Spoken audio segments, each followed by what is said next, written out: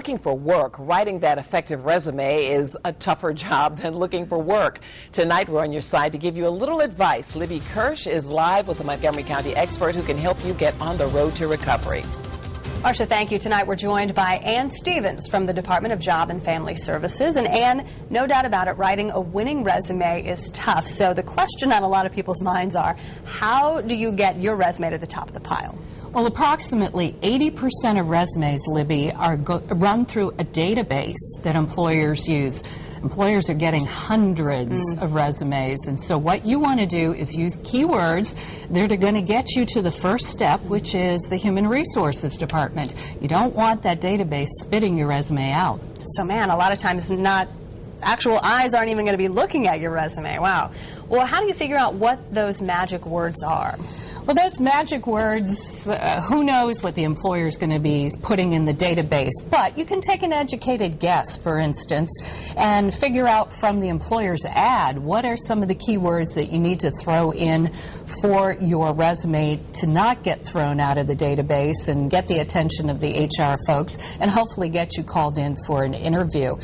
You can use buzzwords in your industry, use the jargon, technical terms, and technical expertise terms, job titles, any certification or awards that you have won. Professional organizations that you belong to would also be helpful as keywords. So do you want to stack all these keywords at the top of your resume? Well, you definitely want to front load your resume with the keywords, but my advice is to sprinkle them out throughout your resume, and also don't forget your cover letter. That's a great place also to use keywords, and the keywords should be tied into your accomplishments rather than your job duties. So make sure you emphasize what those accomplishments have been for your last employer and how they pertain to the potential employer. All right, now I don't want to get too nitty-picky here, but how many of these keywords should you be using in a resume? Well, I would advise approximately 25 to 35 between your cover letter and your resume. And you want to use different variations of the words, such as manager and management. Don't use the same keywords over and over, but, use them throughout everything that you send a potential employer.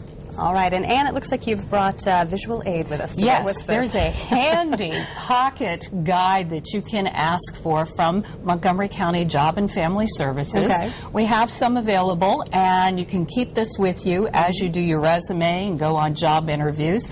Also, in your job interview, you might want to put in a few keywords while you're interviewing also. Sure. If you want one of these, all you have to do is call 225-JOBS, and we'll be happy to send you one. All right. Ann Stevens, as always, thanks so much for joining us today. And if you have any questions, again, that number is 225-JOBS. That's for the Job Center. Also, coming up next Thursday, we'll bring you a Road to Recovery phone bank, and that'll connect you to the Montgomery County experts who can help you